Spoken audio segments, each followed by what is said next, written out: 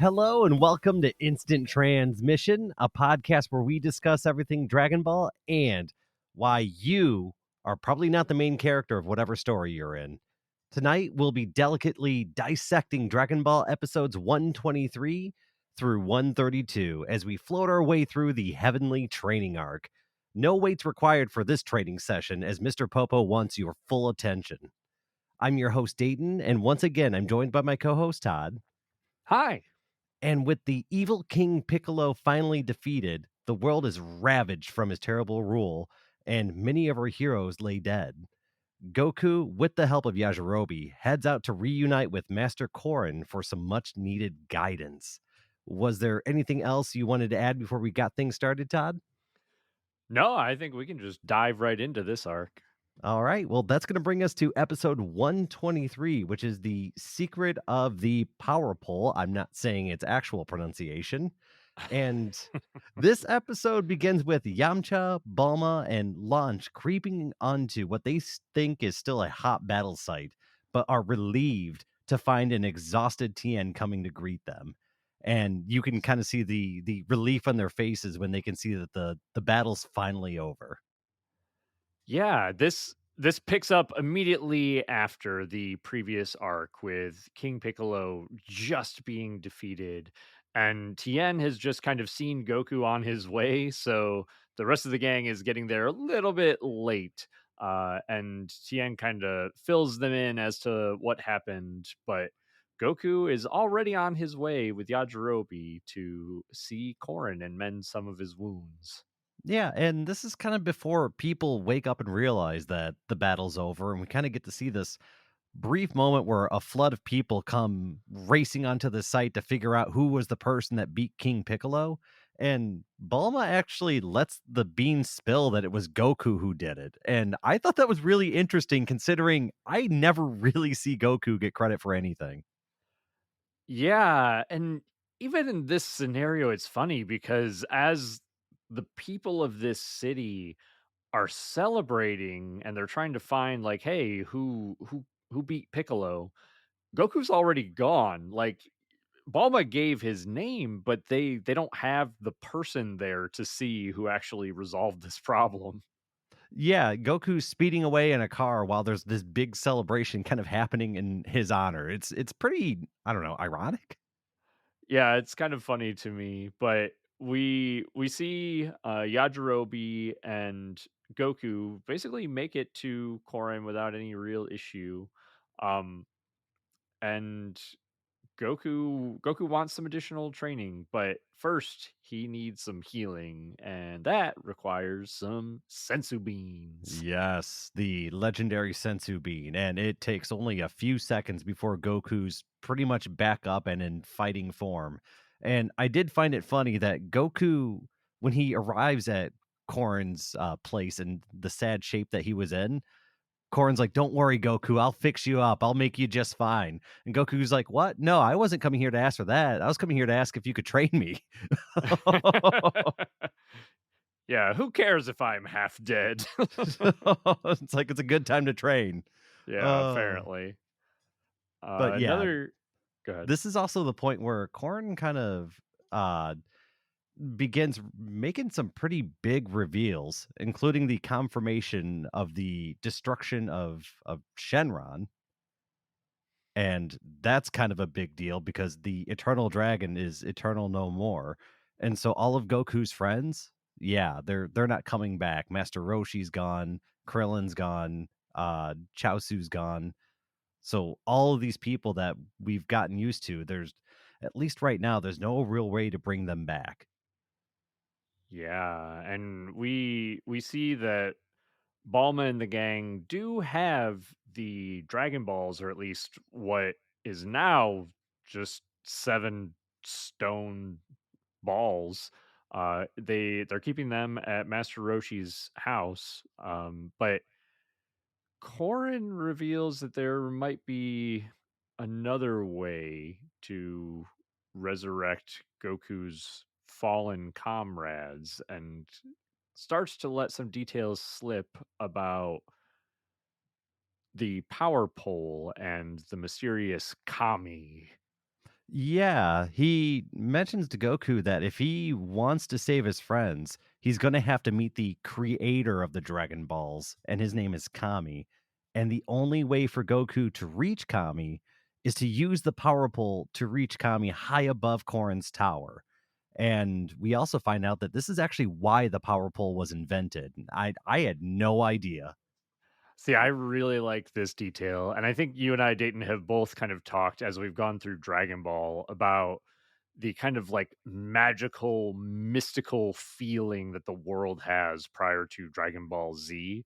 And this is another one of those moments where it's like this magical staff or this power pole was designed specifically to travel from Korin's tower to Kami's lookout because it just fits in a slot and then extends up into the clouds. Well, and of course we can before we can see anything like that happen, Goku realizes that he lost the power pole in his fight with Piccolo and he needs to go find it. This part is kind of funny, but also feels like a little bit of a fetch quest sort of side quest. It's a little bit goofy, but Goku makes his way to back to the city where he fought King Piccolo.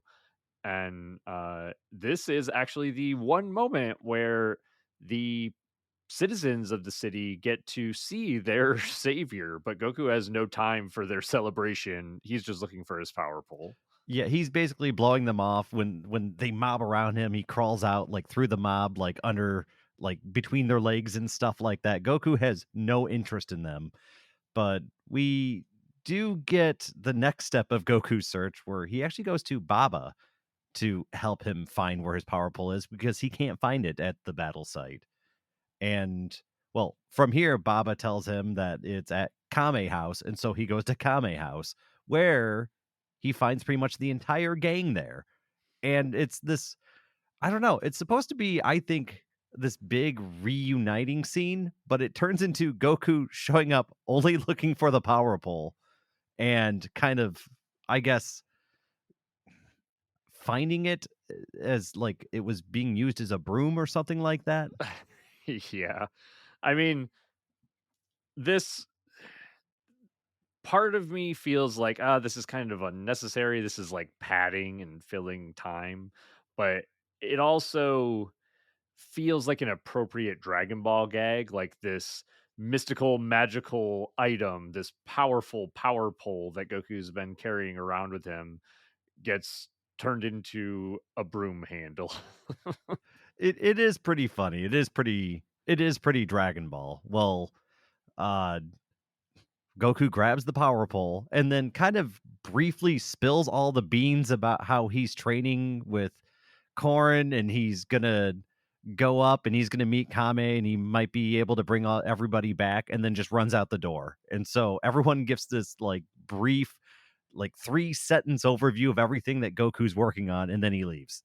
Yeah, I kind of like this scene too for that reason because it gives some good characterization to Goku, which we all know Goku pretty well at this point, but this really hammers home the fact that Goku is all about training. He barely has a second to spare for his friends there. It's just kind of a funny scene. Oh, well, it does make me laugh. Well, at this point, Goku has his power pole and off he goes, and that pretty much wraps up that episode. I think the only thing that we probably want to touch on is that we do get to see mixed in with all of this some brief glimpses of the egg that King Piccolo spat out across the distance at his moment of demise. And the egg actually hatches, and we get to see a very small Piccolo Jr., this little green alien looking guy who sets a house on fire with his magic powers. But I think we'll get to see a little bit more of that moving forward. Yes, little evil green is now unseen, and we now go into episode 124, which is the temple above the clouds. And Goku returns to Korin's tower with power pole in hand, and he's given a bell by Korin, as well as instructions on how to use the pole to go meet Kame. And this is all happening pretty quick. Goku arrives back, he gets the bell, he gets his instructions, and he takes the power pole. And like how you had mentioned, he climbs up to the top of Korin's little lookout area and he sticks it in this slot, and he's gonna start riding the power pole all the way up into the clouds. Yeah, and again, this is cool. This has that kind of mystical feeling, but as Goku's kind of riding into the clouds, I mean, one of the obstacles in this moment is the fact that he's basically being struck by lightning along the way. But he eventually does make it through the clouds and through the lightning, where his power pole sticks into the bottom of what looks like a large floating platform with a ladder that you more or less have to climb with your arms to get up to the top flat portion of the platform. And this is where Goku meets Mr. Popo. Yeah, and Mr. Popo is very mysterious. He's, very calm. He's very, what's the word I'm looking for? He's, I don't know, very off-putting. But Mr. Popo tells Goku that he must defeat him if he's going to meet Kame. And so we get a match between Mr. Popo and Goku. And we see that Mr. Popo is not even breaking a sweat during this fight. He's basically just moving around Goku with zero effort, and Goku is basically tossed around like a rag doll. I wouldn't even call this a fight. This is just a one-sided, just toying It with another person's style of game.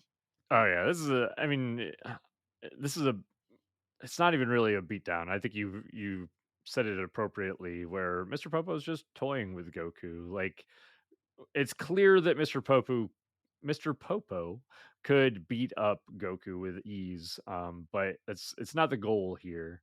And Goku tries multiple things, even tries a Kamehameha, which there's a pretty fun visual of Mr. Popo just literally eating the Kamehameha. I did think that was fun. Yeah. But we also kind of split this episode up again with seeing a little bit more of our evil green in Piccolo Jr. as he sees a young child being given presents, and this just makes him angry. So he decides to run through the home, destroying things. He gets attacked by a wild dog or animal that he blasts and kills with his what looks like a lightning key attack. So our little Piccolo is starting to figure out the extents of his power. Yeah, and there's this bubbling evil that just always seems to be inside of this little green that we get to see, and now he's starting to find out how powerful he really is. And so we're going to start seeing him tap into that probably pretty soon here, considering he's got the motive at this point. He's pure evil. Now he's realizing he's got the power. So this is evil green kind of putting everything together right now. He's got the touch. He's got the power. Outside of that though, I do believe that's pretty much all that happens that episode. Yeah, I think we can jump forward to 125. Yes, which is God appears. And this episode continues with Goku where we had left off the previous. And Goku is just being slapped around. It is not fun for Goku, and Goku is getting frustrated. Yeah, and this is interesting. I mean, we've seen Goku take on multiple mentors at this point. Master Roshi and Korin kind of prime among them. Mr. Popo I mean, Mr. Popo treats it a little bit like Korin, less like Master Roshi, but Mr. Popo's goal is not necessarily to help Goku here. In a way, he's more of an obstacle for Goku to overcome, at least at first.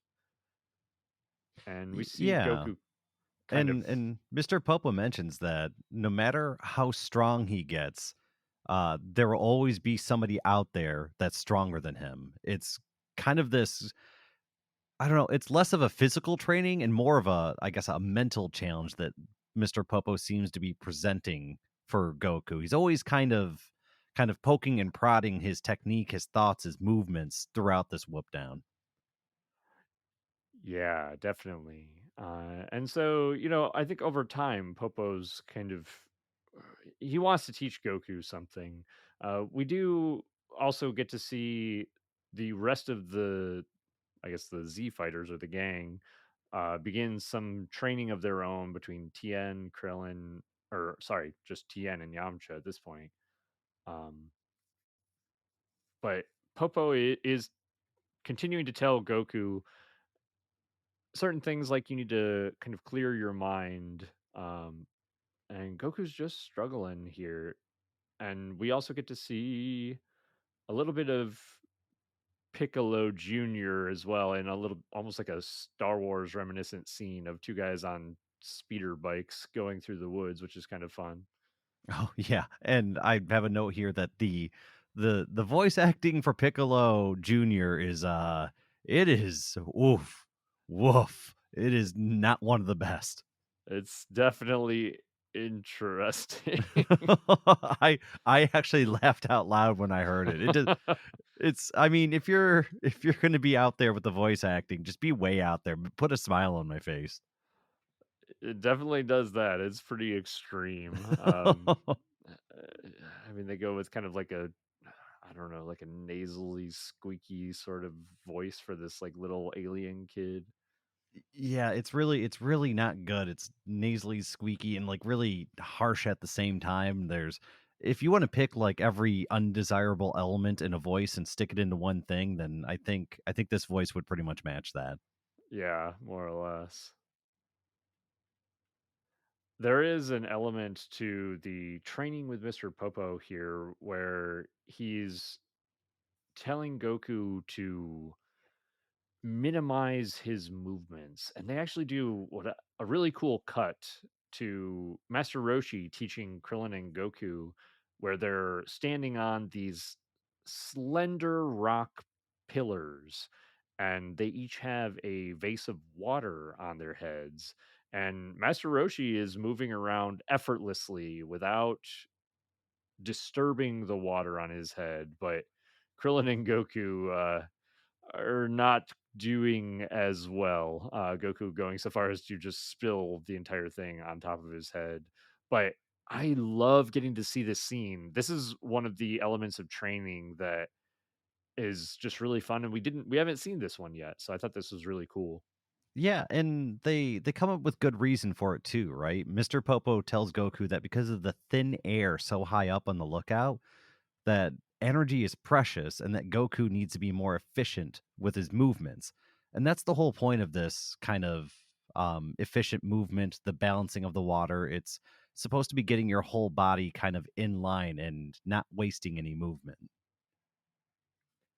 Yeah, this is really fun. And so Popo is starting to kind of take a liking to Goku here. And we get a moment where Kami actually is going to show his face, where Popo kind of takes Goku to meet Kami briefly.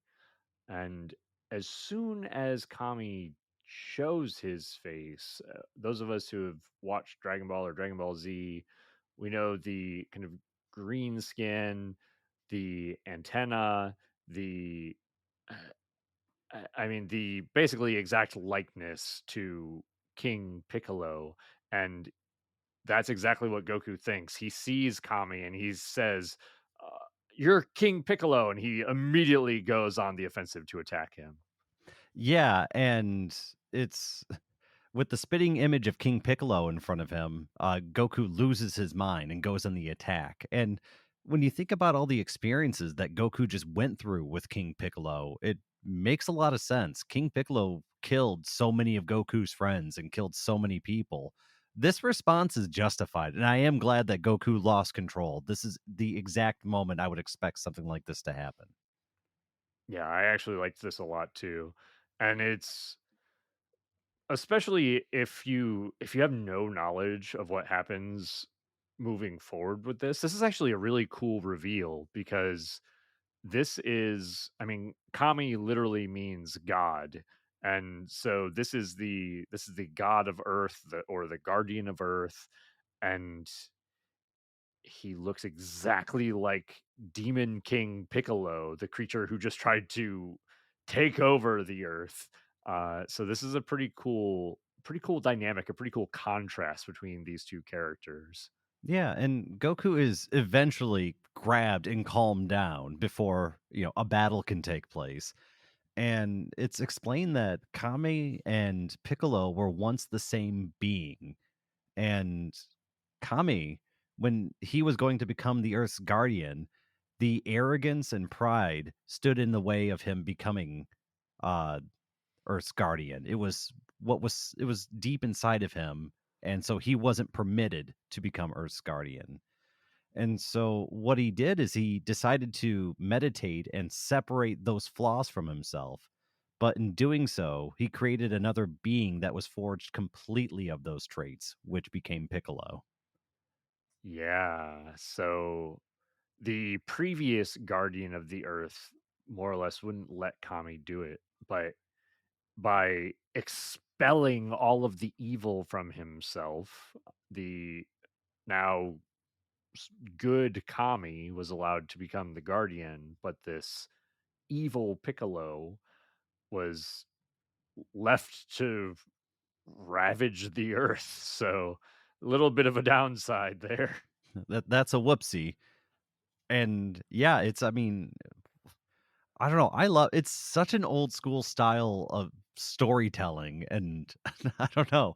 It was really unexpected. If I hadn't seen like the future Dragon Ball episodes, I probably would have been caught completely off guard by something like that. So this would have been just one hell of a reveal. I think it's very good storytelling. I agree. I really like this too, even seeing it in hindsight. But as Kami and Popo kind of calm Goku down, they also reveal that there is a potential to revive the, or actually, sorry, yeah, revive their fallen comrades, to bring back, because we at this point in the story we're still missing Krillin, Master Roshi, and Chaozu. They're still dead at the hands of King Piccolo. Yeah, and so Kame decides to strike a deal with Goku actually. So this isn't just out of the kindness of his apparently pure good heart. This is Goku agreeing to train with Kame until the next World Martial Arts tournament. And in return, Kame will recreate the Dragon Balls so the Earthlings can begin to undo Piccolo's damage. And I also had like a side thought here because I haven't seen Dragon Ball, but it was at around this point I started thinking I'm getting some pretty strong vibes that Kame wants to make Goku Earth's new guardian. And there was just some weird vibes that I was getting where I was just like, Kame's being a little overly nice, I think, to Goku. I'm wondering if he wants to get more out of him. Yeah, and that's a good thought. I have seen Dragon Ball, and I'm going to try not to spoil it for Dayton here, but the it is interesting the way that Kami decides to treat Goku. And I mean, I guess let me ask you this, Dayton. So, in saying that, I guess what makes you think that Kami wants something out of Goku, whereas I don't, like, you didn't mention that with Korin. I know Korin's obviously not the guardian of Earth, and Korin maybe doesn't necessarily have a title or a role that needs to be taken over. But why did you feel like you never mentioned Korin wanting something from Goku, but you mentioned it with Kami? Well, I guess a couple things. One, Korn didn't really need Goku for anything, right? But in this situation, it seems like Kame needs Goku for whatever reason. And so if Kame needs Goku, I'm guessing it's probably something very big or very important. And considering Goku's a kid and very young, I don't think anything bad's happening to Goku. So I'm assuming something good's happening. And what could Kame give? Well, they've already depicted Kame. He looks old. He looks like a very old creature, just like how Piccolo was very old, right? He wanted youth. He wished for youth.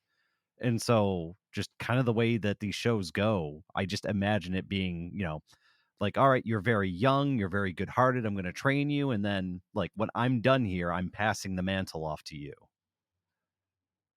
Yeah, it's an interesting thought. I guess to your point, again, without me using any of my knowledge of what's to come, Korin never Korin never said, Goku, I want you to stay here and train, or Korin never really asked anything of Goku. He just kind of reluctantly decided to train him. Whereas Kami said, I'll do this thing for you if you do this thing for me. It's like a little bit of a bartering there. It's really interesting. And Kame, I imagine, is getting something out of it. And it could be Kame's not powerful enough to defeat Piccolo. It could be Kame needs a replacement. And so I'll give you what you want, but I'm going to train you to be my replacement. And so that gives me 3 years or whatever it is for me to kind of help mold you. I don't know. It got me thinking. Yeah, yeah, definitely. I think for the most part on that revelation, that kind of brings us to the end of that episode. Yes, which brings us to episode 126. Shenron is revived. Guess what happens this episode? I that is one thing that has always bothered me about Dragon Ball is sometimes those episode titles are just, oh boy, just a little bit of a reveal. Say obscure a little bit. Come on, I want to watch the episode. Yeah. But we have Piccolo, Evil Green, walking around in the ocean, just kind of being a jerk at the beginning of this one. I guess he's got to mess with fishermen or something. Yeah. I mean, we're basically seeing Piccolo grow into his power too. You can see him, like you said, you can see him walking on water. You see him using key attacks with, I mean, gaining a measure of expertise over them. So he's quickly developing his martial prowess. Yeah, and this is a very very small amount of time. I can only imagine it's only been days, right? It couldn't have been that long. It has not been years. Yeah, yeah, yeah, absolutely. If we're following the same timeline as Goku, you get the impression that it's probably been a few days since Piccolo's fall. But we do flip back over to Goku and Kame, who reveals a small broken clay model of Shenron that represents the eternal dragon. And he mentions that he had considered not bringing back Shenron since he had created the Dragon Balls to inspire acts of bravery and give people hope. And I thought that was awesome. But he also mentions that the hearts of men are easily corrupted. And so people were killing and stealing from each other to gain them.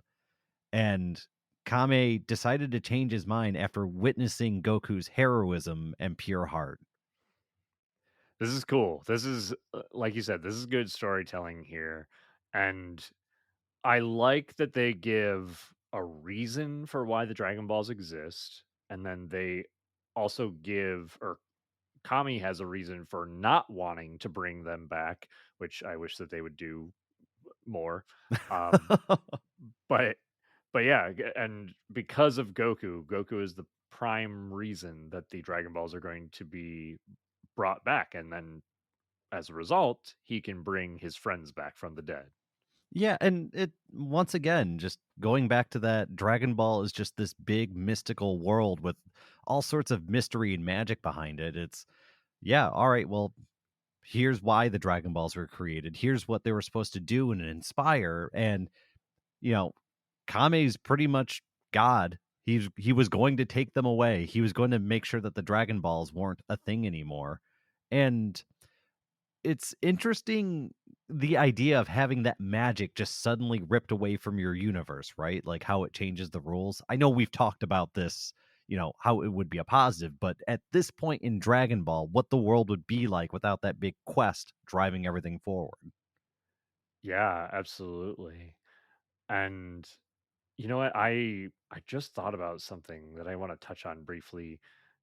Does this what Kami says here about how the Dragon Balls were created and why they were created, does this contradict the lore that Master Roshi dropped about the Dragon Balls and how they were I think he said that they were broken off from like one giant Dragon Ball, one big shard or yeah, one big Dragon Ball that got split into multiple shards or something. I don't remember the exact specifics, but I That feel that like story is wrong though now. Like we know that story is to some degree false because we do now know the actual origin of the Dragon Balls. right, yeah, yeah. So I think the reason I bring it up is because it's another point nodding to the world being like mystical and magical, where even the lore sometimes is just like it's sometimes it's just wrong. Sometimes people are have these tales or these legends that are just that they're not true. So I think that that's kind of funny that they weave that into the fabric of the Dragon Ball world. I do love that. I mean, it makes the world feel so much bigger and so much more deep when you have just stories that are around and some of them are true and some of them are false and there is magic, but that magic can go away or maybe there was no magic the entire time or maybe this ultimate fighting stick is actually just a way to go visit God. I don't know. Yeah, people just don't understand how certain magical items or legends work. It's really funny. Um, But but I do believe that it's at about this point that we see Mr. Popo just pull out a thing of glue and begin reassembling the clay statue, and I died laughing. I both love and hate this. I think I more love it because it feels very Dragon Ball where it's like, "Ah, I guess we gotta glue the mystical dragon back together." So with the eternal dragon Shenron glued back together, Kame breathes life back into it, and Shenron is alive once more. Yay! We have Dragon Balls again. Yay. Hey, they're not very abused at this point, all right? I'm cool with them still. That's fair. I'll give you that. I think also I wanted to correct a mistake that I had made. I think in one of our previous episodes where I had made a comment that the Earth's Dragon Balls can only resurrect one person at a time, but that is incorrect. They have always been able to resurrect multiple people. So with the Dragon Balls now back as Dragon Balls, we actually see the stones that Bulma and the others had turned back into Dragon Balls as Shenron is kind of like loosed back onto them. I think Kami even says that he, he basically reset the timer more or less for the Dragon Balls because they had just been used by King Piccolo. But Kami's letting the Dragon Balls be used again, even though a full year has not passed. Yeah, and so with Bulma and the gang having possession of all the Dragon Balls and the timer reset, I think we know what wish is coming, and that's everyone's gonna be brought back to life. But the thing that's interesting though is that Goku is not permitted to leave to see his friends or to help collect the Dragon Balls. And Kami reveals that it's because Piccolo is going to be at the next World Martial Arts tournament. And that's why he's going to spend the next 3 years training, is so that he can prepare to defeat him. Yeah, and this is interesting. Like, I mean, what do you think here, Dayton? So, Kami is obviously the guardian of the earth. Kami has already shown that he can see and know a lot of different things, clearly able to see many things across the earth. But I don't think that Kami can see into the future. We definitely haven't been given that impression so far. So, Why do you think that Kami knows Piccolo is going to be at this tournament? My guess is because they're both cut from the same cloth, he can kind of sense his feelings and emotions or whatever. There's a soft mind link probably between those two. So he probably knows Piccolo's intentions to some degree. That's kind of my mental, like, headcanon and justification for this. I don't know that they ever fully express that, but that was about the only reason that I could come to understand Also, why the he would know that. I just want the show ending at the World Martial Arts Tournament because I know how many episodes are left. It's perfect. It's absolutely perfect. I don't care what kind of BS they need to stick in the show to make it happen. Just do it. It's beautiful and it's gonna work.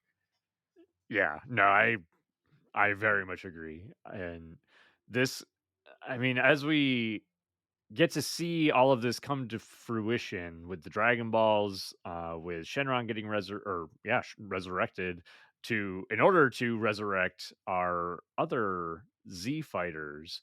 Uh, we get to see Chaozu, Krillin, and Master Roshi come back to life from their freezer capsules that their bodies have Yeah. been stored in. They were kept cold. Yeah, kept on ice, Mhm. like a fine bottle of wine. We do have another big reveal though at around this time, and it's when Goku, amidst all this news and information, has to run off to Tinkle real quick. Um, Popo brings up how, with the defeat of King Piccolo, Kame 2 will cease to exist. And it's just mentioned without a whole lot of context, but we do know that Kame's fate is also tied to Piccolo's fate somehow, and Goku is now involved in this whole, I guess, evil and good circle that's happening right now, and so things get a little bit more complex. Yeah, this is so interesting because if King Piccolo, Demon King Piccolo, had been killed by Goku without creating this reincarnation, spitting out this Piccolo Jr. egg, Kami would have died as well. But however this works in this universe, this sort of reincarnation with Piccolo Jr., I guess the essence or the soul of Piccolo carried on, which means that Kami also got to continue to live. Extra life, yeah. Yeah, but it's it's also kind of a funny thing. Like it almost, I mean, what's to stop Piccolo Jr. from creating a reincarnation if he almost gets killed? I guess you have to maybe you have to like completely destroy him or give him no opportunity to spit out an egg. I don't know. I mean, considering Piccolo had a giant hole through his, like, chest, I don't know where that egg came from, but they can find him somewhere. Life finds a way. But at the end of this episode, we see Goku's training beginning, and we also see Yamcha, Tien, and the newly resurrected Krillin all beginning their training of their own. And so everything's kind of in a weird way back to normal right now. Yeah, and I think for the most part that wraps up that episode. Yes, which brings us to episode 127, Faster Than Lightning. And we continue with Goku training at the top of the lookout under Mr. Popo's tutelage. We also see more training from Yamcha, Krillin, and Tien as they continue to push themselves under Master Roshi. And so it's, it's kind of a wholesome, all the martial artists training under their master scene. Yeah, and particularly for Goku, I like this because he's not doing physical training, he's doing mental training. He's actually having to meditate, which for Goku in this moment, at this stage of his life, as a young, energetic kid who just wants to get stronger, this is a serious challenge for him. Yeah, I mean, Goku's has to sit there and be like Rock, and he cannot sit still. And so the first real training that Goku does to try and help him focus on his senses and calm down is trying to catch a cat blindfolded. Yeah. this is really cool because this starts to touch on sensing energy, which is something we've only seen in like brief little glimpses up to this point. But this is training for that skill specifically, which I really like. There's also besides just that, the meditating has a brief training section where Popo is just kind of like picking at Goku just a little bit as he like flicks these acorns at Goku. One hits Goku in the head as he's meditating, but another one zips past Goku as he kind of dodges his head out of the way, which I also really like with Dragon Ball Super in mind because this gives almost just like a hint of a nod. I know this was not planned or intended, but it feels like it's connected to Ultra Instinct in a very distant sort of way Yeah, but why didn't Goku dodge that one rock that Krillin threw at him in Dragon Ball when they were doing their Super Saiyan training? because he didn't have Ultra Instinct. I don't know. Anyway, so yes, we see Goku kind of tackling elements of his, I guess, training gaps with Mr. Popo, right? So it's the calmness, it's the efficiency. It's not just strength or endurance or technique. It's mental training. And after catching some cats and some mental training, Goku asked to be trained like Kame, and Goku is warned that he will experience pain worse than death itself, but he accepts it anyway. I mean, that's a very Goku thing to do, which turns into Popo taking Goku to the Rainbow Light Show to Yeah. teleport him across the world. So the Rainbow Light Show is fired up, and Goku is brought to Mount Rumble, and he is tasked with fetching a sacred crown and placing it on his head, which seems simple enough, right? Yeah, it should be easy. I mean, Goku's climbed Korin's tower, so just like that, Goku sees the mountain he needs to climb. He uses his bare hands, climbs the tower, finds the crown. So, we assume, all right, mission accomplished. That was easy. But the second that Goku puts this crown on his head, he can't remove it. And then lightning begins to strike down from the sky and attack him specifically. Yes, and Goku's not having a good time. He's being struck repeatedly, and despite his attempts to avoid it, he can't seem to shake it.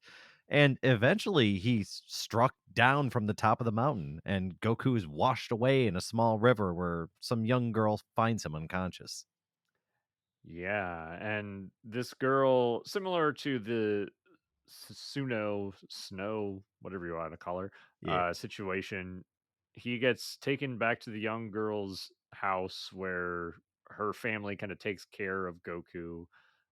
And then Goku, uh, I mean, he has some time to think on this whole situation, but eventually the young girl is able to sense a bird. She says that she can just feel the bird's presence, and this kind of gives Goku a little bit of an inkling as to what Popo was trying to teach him. this feels really shoehorned to me, but okay. So Goku's like, all right, I'm going to sense the lightning and I'm going to give this another try, right? And so he heads back to the mountain, places the crown back on his head. Lightning strikes at him, but this time he's able to sense it and he dodges it. Then he exclaims that he's the strongest in the world and gets zapped. Which is pretty comical. I do like I agree with you. I don't like the way that this training kind of like is implemented. It does seem a little shoehorned, but I also do like the fact that it's not just Goku got a little bit of a hint as to this training, and now he's completed this training, and now he's a master at it. No, he gets fucking knocked on his ass, and they make sure that it's not just oh Goku's instantly and easily able to master this technique. It's nice seeing him actually fall down a couple times. Yeah, but I think on him getting knocked out once more, that's pretty much the end of that episode. Yeah, that brings us to 128, and this episode is called As Quietly as the Sky. So, and Goku awakens in the lookout uh, after his Zeus-induced nap after 3 days, and Mr. Popo decides to switch up the training just a little bit. Yeah, and so this results in Goku getting teleported to a different location now. It seems like it's like an endless swamp that Goku kind of gets trapped in briefly. He, however, is able to use a Kamehameha to extricate himself from the swamp. And then Goku decides, I really need to find some food. And he finds what seems like a cooked steak, but it's actually a trap for animals that he gets caught up in. So he gets pulled up into a net, and the trapper comes to find him. Yeah, and the trapper actually turns out to be a pretty good guy who decides to bring Goku back to meet his very, very large family who live nearby in a giant house.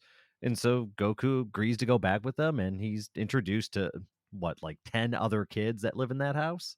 That's a lot. It's a full house for sure. And the kids are basically waiting for their grandpa to get home, but they do let Goku know as he kind of expresses interest in finding someone powerful to fight that there is this man who lives in the woods who is they say that he's the strongest man alive, and Goku says, I don't care, take me to him, I want to fight him. Yeah, and so Grandpa leads Goku to Yao Chun, who's the strongest man in the area, and he goes deep into the woods and mountains and comes across his little hut that sits just over a waterfall. And he Yao Chun agrees to do battle with Goku. They square off, and Yao Chun is completely destroyed in one hit. It is not a fight. Goku's on a whole different level than this man. Yeah, and there's a little bit of a funny exchange where Goku says, I thought they said that you were faster than lightning, and he's like, nah, I just tell people that so that I can scare them. So at this point, Goku realizes that this wasn't the challenge that Mr. Popo intended him to complete. Yeah, and so Goku kind of at a bit of a loss, he goes back to the river nearby, and then kind of out of nowhere, the grandpa appears like almost sneaking up on Goku, but just appears there with a fishing pole, and he asks Goku if he wants to give it a shot. And so the grandpa and Goku start fishing, and the grandpa is giving Goku some tips like, hey, you need to loosen your grip, and this is how you do it. And Goku starts catching some fish, and there's an interesting cut to Popo and Kami where Popo is saying, I don't think that Goku's learning anything. He's yet to pick up anything here. And Kame's watching and says, oh no, I think that Goku actually is getting something out of this. And he mentions that in the wake of Demon King Piccolo, there hasn't been a lot of ease and happiness. And he says that's kind of what Goku's getting out of this moment with this grandpa. Oh, and just like that, the test is passed. Goku is good at fishing and happy. And yay? Yeah, it's interesting. I don't know. I kind of liked the sentiment at the end of the episode. I also kind of thought that this grandpa was going to be like he was going to be the fighter, the challenger. Um, I don't know. He kind of has like a Master Roshi look to him, and he kind of like appears out of nowhere and stuff. But I don't know. It was a nice little beat, I guess. For me, I was wondering, was the intent for Goku to do that the entire time to I guess find the grandpa and go fishing? Was that the intent the entire time? Yeah, I don't know. I'm curious if Goku maybe found like uh, his own way of completing this task, or if Kami and Popo kind of had their own intent, or maybe they just wanted him to have a moment to relax with this family. I don't know. Either way, that leads us to episode 129, which is time traveling Goku. And I'm not gonna lie, I thought this episode was also weird. These are some strange episodes. Yeah, I feel the same. This basically turns into another I'm going to say another spirit and time room where Popo sets a clock for Goku and says, "Okay, this is another part of your training."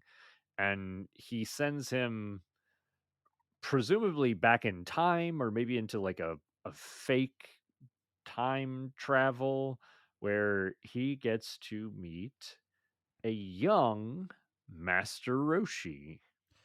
Yeah, and we see Goku kind of begging young Master Roshi to bring him to his master Mutai Ito, and young Master Roshi actually agrees. And so Goku is brought to Mutai Ito, and he actually challenges the master, and a match begins. Which that this is kind of crazy to me. It's interesting. And I mean, I can only assume that this is like a essentially an illusion. I presume that this didn't actually happen in Master Roshi's lifetime. Um, but Mutaito more or less fights Goku while staying in a seated position, and completely hands Goku his ass, using just a single finger and some spirit energy to knock Goku flat. Um, it's kind of fun to watch. It's kind of fun to watch Mutaito use his skills. I mean, it's kind of if you could use ki to perfect the 1 inch punch, it's kind of what he's doing. Yeah, yeah, more or less. But this turns into Mutaito giving Goku some instruction, and there's actually a pretty cool scene where Mutaito shows how to use the spirit energy to split water as he uses it to completely drive a waterfall from side to side, revealing the rock behind it.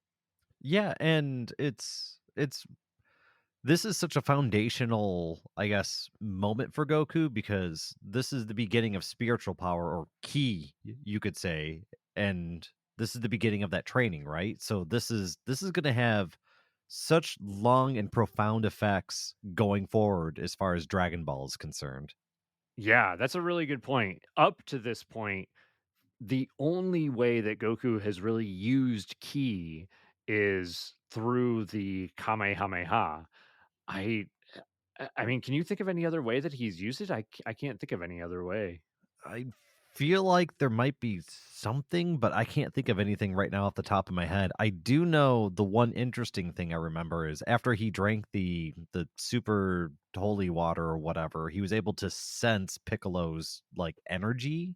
That's true. You're right. You're So right. we have that, but that's not really like using key, but it is alluding to it.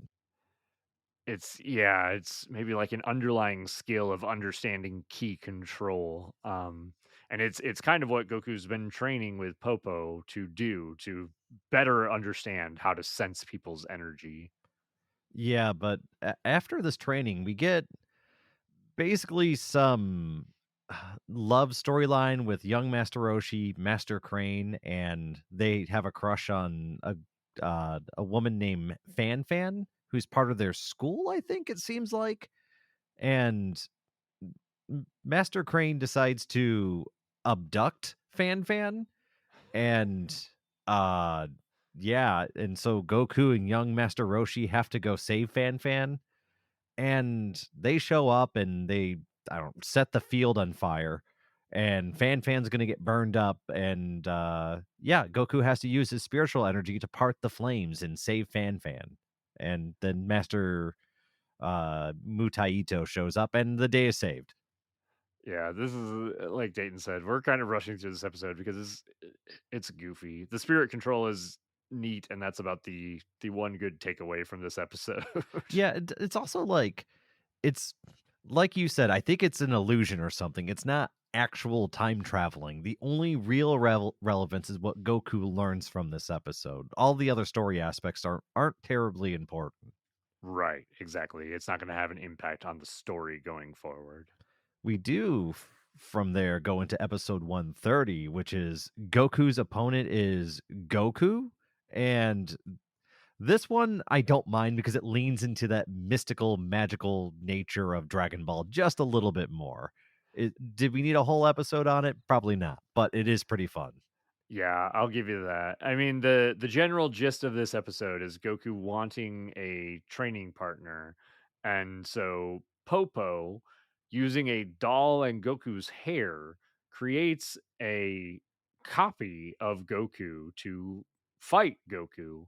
But eh, the trick here is that the copy seems to be better at sensing energy than Goku is, or Goku's just struggling to sense his opponent, which is giving the copy an advantage. Yeah, and I believe Popo also mentions that because the doll doesn't really have thoughts, it doesn't have wasted movement or action, so it's just more efficient than Goku. You're And right. we get this long drawn out fight where Goku's essentially losing the entire time. Um at the beginning he was losing quite a bit and then he kind of evens it out, but we see Goku kind of being pushed back and worn down. They fight pretty much the entire day and by sunset Goku's breathing hard and the doll's still just ready to go, right? It's the Energizer Bunny. It doesn't stop. Yeah, and Goku's I mean, Goku's getting some prompting from Popo. Popo's saying you need to finish your mental training. We'll double back to this fight once you've completed it. But Goku's I mean, we know Goku. He's stubborn. He's not going to give up. He's not going to let a doll beat him. Heck no. And And so he just continues fighting long into the evening, and eventually when he just stops thinking, he tries to blank his mind and remove any distractions. He's able to dodge copy Goku and return an attack with ease. Uh, and finally, as he tries to implement this even further, closing his eyes, trying to sense the copy Goku. He dodges once more and then delivers a flurry of blows, which makes him victorious. But Popo says there's a little caveat. Yep, it turns out that the doll had actually just run out of energy. Oh, I mean, it's it's kind of fun. Like I said, did it need to be a whole episode? No, but I think there are some fun aspects to it, and I mean, it adds to that kind of mysteriousness of the world a little bit. There's different kind of magics that we haven't seen before, whatever you wanna call it, and I I like the idea of the doll. I do like the idea of it kind of shows a version of Goku that's more efficient than his current form, right? It kind of helps set a bar that's higher than the current one. Because the whole time, Mr. Popo explains that the doll is the exact same. It's just as strong as you are. The doll is not stronger than you. It's just more efficient than you. Yeah, I like that moment and that call out too. And yeah, while the evil copy or doppelganger copy of the protagonist and having to fight it is like a worn out trope at this point. I mean, this is coming from the 80s, so this is I don't think it was as worn out at this time. Um and it's another thing that I want to point out here is that almost every piece of this training that Goku is has undergone throughout these episodes, he's failed at, which I actually really like that. I like there's a part of me that wants to see some resolution to Goku's training and see like him actually achieve and accomplish it. But I also like that he doesn't just immediately master all of these things with ease. Yeah, and it's the struggle is what makes reaching the end so meaningful, right? the more you struggle to achieve something, the greater the satisfaction of that achievement. And so when Goku's consistently handed things on an episodic basis where he trained an episode, he can do this now. That doesn't mean much, but when he spends several episodes building towards something and then you actually get to see it come into play, that's exciting. And it's something that usually Dragon Ball has like one big overarching story with Goku that has that big build towards it. And I don't know, I think that's why it kind of keeps you hooked, right? It's the, oh wow, Super Saiyan, right? Like holy crap. Oh wow, Ultra Instinct, am I right? Holy crap. Like they're always kind of spending the entire season building towards something. And I mean at this point I think it feels like we're getting to that big reveal here soon, and this is kind of the final training mile right now. Yeah, absolutely. And I think that pretty much takes us to the next episode. Yes, which is episode 131, each on his own path. And I'm not gonna lie, this is gonna be a filler arc. Yeah, these we can just zip through these episodes because they're not important. Okay. Yeah, go ahead and take it away. There's just one quote I want to find real quick. Yeah, absolutely. So, since we've gotten to see Goku's training, these next two episodes focus on Tien, Chaozu, Krillin, and Yamcha and their training because they also are preparing for the World Martial Arts Tournament in 3 years, and they don't want to get left in the dust by Goku. So they're getting Master Roshi to help them. They're doing their own stuff, traveling. They eventually decide they want to go to Korin's tower and do training there because that's where Goku got so strong. But they need to figure out how to find it first. And in their travels, they end up finding a village that it's just having these parties, but it eventually is under in danger from an erupting volcano. And so our heroes have to figure out a way to prevent this volcano from destroying the entirety of the town. And outside of a little snippet of Goku training with Popo and them being blindfolded and playing tag, that pretty much sums up this episode. Yeah, and I didn't find the whole quote, but I just wanted to emphasize the reason why Tien, Yamcha, and Krillin left Roshi is because Roshi tells them that if they want to be able to compete with Goku, they're going to have to elevate their training, and they can't do it there with him. And so that was their big motivating factors. Roshi kind of like snaps and yells at him, like, I've taught you everything I can. If you want to learn more, you're going to have to leave. So it's kind of, dad kicking the kids out of the house. Yeah, I actually do like that. I like that Roshi's like, Goku's gone through all different kinds of training. I've given you my training, I've given Goku my training, but you guys need to go find and diversify yourselves. Which is awesome. I love that. It's such a strong message, right? And it's yeah, sure, Master Roshi is a master, but he doesn't know everything. You're gonna have to go out there and learn something that isn't just what he knows. It's really cool. I love that he gave him that message. Yeah, I like that a lot too. I think that mostly takes us to the next episode to wrap up this little mini arc. Yeah, which is episode 132, Hotter Than Magma. Here's the part 2 of the mini arc, and it's Krillin, Yamcha, and Chatsu and Tien go to fight some lava while Goku continues his training with Popo.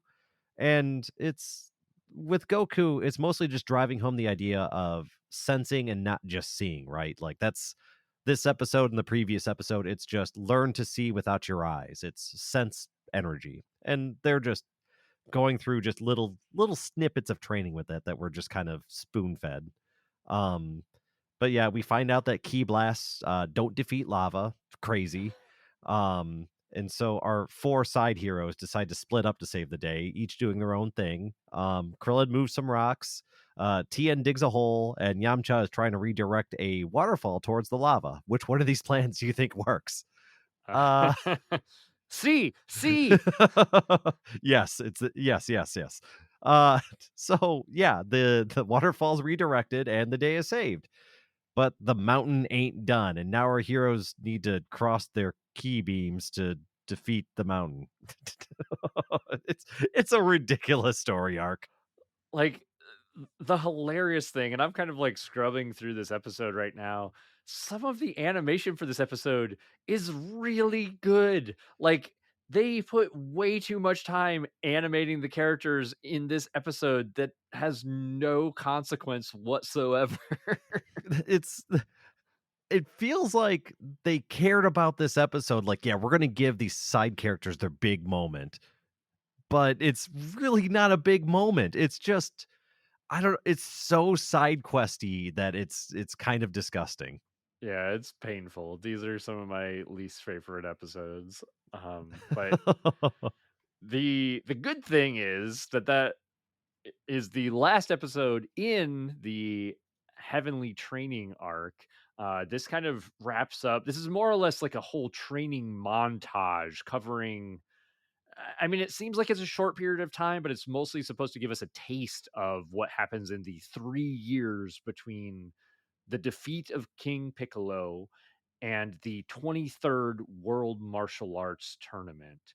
So, with that in mind, what did you think about this arc as a whole, Dayton? So, as a whole, right, it's this arc needed to exist because we needed to see how all of our characters hit the next level, right? Like, how are they going to improve? What's the next step for them? So I don't mind the necessity of this arc. However, the execution is not my favorite. I don't really care about Volcano Time. I don't know what the lesson was there or what was learned or what was going on. That was definitely, copy Vegeta level of importance. Um, and we do get some really good moments with Goku, uh, I guess training his mind and really developing himself into, I guess, a well-rounded warrior. And I like some of that. Some of it does feel a little bit drawn out and not very important, or maybe even a little convoluted. So I mean, I'm not a huge fan of some of the stuff they did. I am a big fan of some of the stuff they did. This is a very average arc to me, and which is disappointing because I felt like this should have been the zenith of Goku's training in Dragon Ball. This should have been something really special, and it really came off as really average. Yeah, and I'll be honest, this might be my least favorite arc in the original Dragon Ball so far. It felt to me, and I agree with you, it feels like it should have been important. It feels like, I mean, watching them do training is interesting, and I like that Goku is doing specific training to understand key control and to train his mind rather than just his body, but 90% of this to me felt like it was filler. It felt like it wasn't going anywhere. It felt like it was just there to pad time. And uh, the pacing doesn't feel great. Like, it's, what is this? 10 episodes where there's not a lot of forward progress. And I know we need to figure out or see and understand why and how our characters are getting stronger, but I feel like they could have done that better, especially with Yamcha, Tien, Chaozu, and Krillin. Absolutely. Yeah, it's for me, it's not a case of disliking what they were trying to do. It's just for me, it's all in the execution. I would have loved just a really good training montage through here and maybe the characters learning something new and getting some new techniques and becoming more dynamic. Like, yeah, heck yeah, spend 10 episodes on making all of our characters more interesting. Do it. Add some flavor to it, like in the background, and give me some more about what Piccolo is doing, maybe how he's going to be different this next time or something. Like, if you want to spend 10 episodes and that sort of stuff, like build up, then heck yeah, I'm all about it. But I should have left this arc feeling hyped. And instead, I'm just like, thank God that filler's over. Yeah, exactly. And I'm actually going to compare this to some other shonen that do training arcs where I've been really jazzed and excited to see those training arcs, like Hunter x Hunter or even Naruto, like Naruto when Naruto's learning the Rasengan and he uses multiple clones to practice the Rasengan to expedite his training with it. That's really cool. Or one that Dayton's probably more familiar with in Demon Slayer, where Tanjiro has to figure out a way to split or destroy a rock with his sword. And he's completely incapable, but has to overcome on this impossible obstacle. Those are really cool. Those have either really ingenuitive and thought-provoking ideas for how they train and learn these techniques, or they have stakes like an impossible challenge to overcome. And I don't feel like this training arc really gives us much of that. I'll give it a little bit for the key control training. That's like the only plus in this arc's favor, in my opinion. Yeah, and you're absolutely right with I guess the way they portrayed the training versus the Demon Slayer, which I'm a huge fan of. And you get to see, like, you really get to feel the struggle of the character in their training, right? You get to see they show his hands and they're bloodied up and blistered, and you see the emotion from his face and the character, like, you start caring about this character and the struggle, right? And he's just trying to hit a rock, but Yeah. they found a way to make that an important issue. And for some reason, just Dragon Ball just didn't hit, and Dragon Ball can hit with training like that, right? It's the training on King Kai's planet is one that always comes to mind for me, that big next upgrade. Then you look at the training with Goku and Master Roshi, and the training with Goku and Korra, and is he gonna get the water? And, oh my gosh, what's in the water? And then I don't know, man, they've done it better already in the same series. So the fact that this should have been the zenith of that, and what we got was very, ugh, I don't even know if it's not mediocre for Ball. It's subpar, unfortunately. Yeah, I would definitely agree. And I mean, I brought in those other newer, more modern anime and their training arcs, which maybe is an unfair comparison, especially because Dragon Ball has almost been the forerunner for those other anime to kind of build off of. But I mean, seeing more modern anime with more modern training arcs like that and going back to Dragon Ball, I mean, some of these, like Dayton said, some of these training arcs do hold up. Like the training arc with Master Roshi was fantastic, but this one does not hold up. The execution is just not there.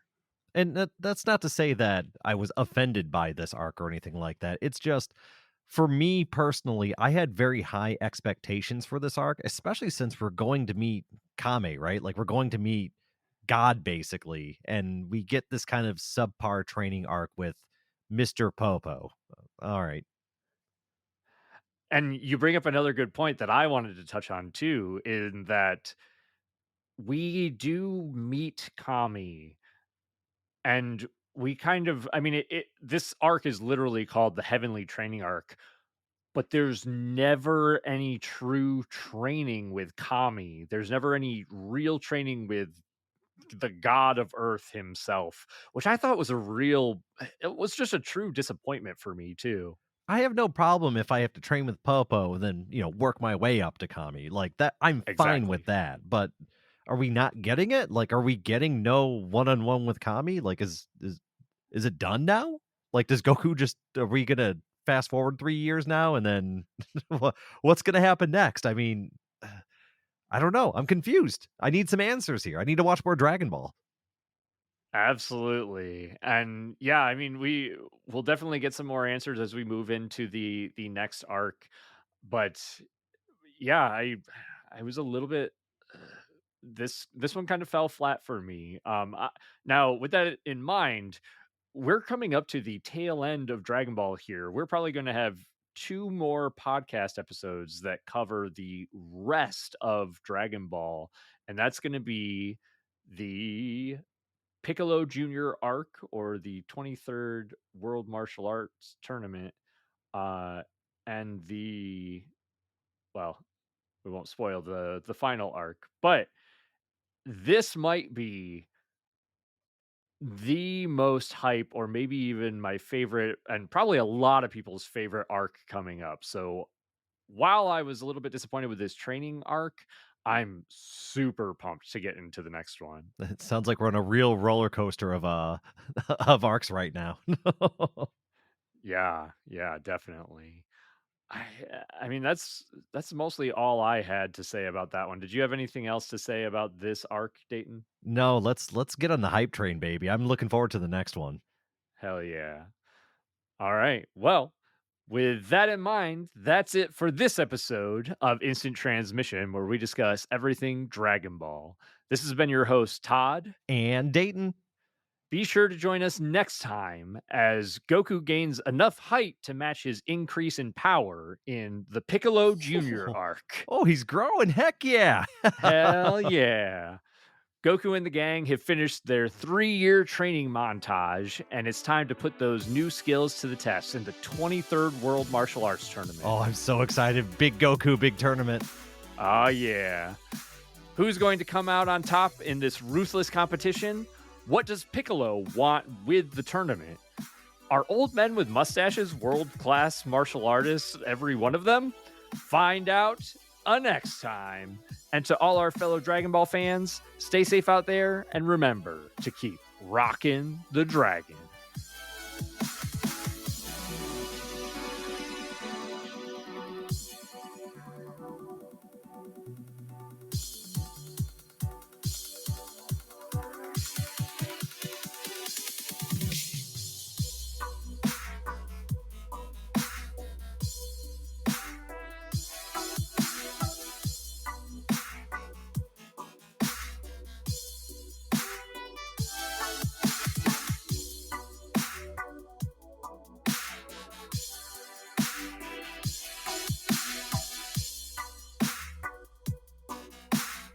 Man, I love Little Green.